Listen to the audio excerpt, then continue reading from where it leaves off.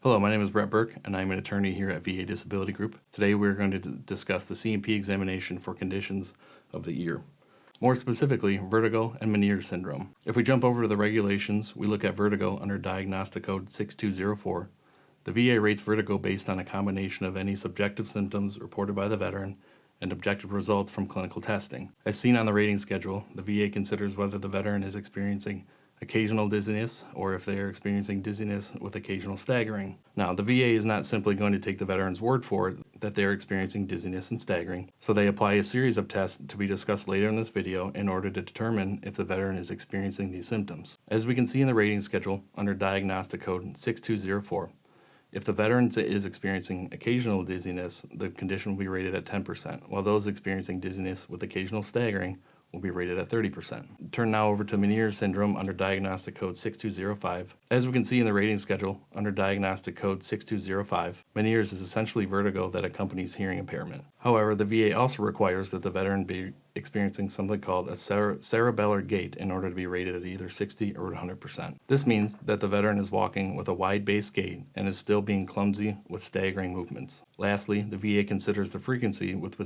which the veteran is experiencing these symptoms. Now, if we turn over to the DBQ, in the first section here, that being section 1B, the examiner is prompted to indicate what the appropriate diagnosis is for the claimed condition. The examiner should indicate which, if any, of the conditions listed the veteran has a diagnosis for. As seen at the bottom of the section, there is an other portion for the examiner to indicate any other conditions not listed that may fall under this DBQ. Turning to section 3, this section is very important as it relates to assigning ratings for both vertigo and Meniere syndrome. It indicates the various symptoms that the veteran is experiencing, as well as the frequency and duration of these symptoms. As you can see from the DBQ, the symptoms and additional information from this section directly correlate to the diagnostic codes for 6204 and 6205 under the rating schedule. Taking a look at sections 6D through 6G, these sections of the DBQ reflects the previously mentioned objective testing that the VA performs during the evaluations. This is in reference to the cerebellar gait that the VA considers when rating a veteran's Meniere syndrome. They also use what's called the Romberg test, which tests whether a veteran can maintain an upright position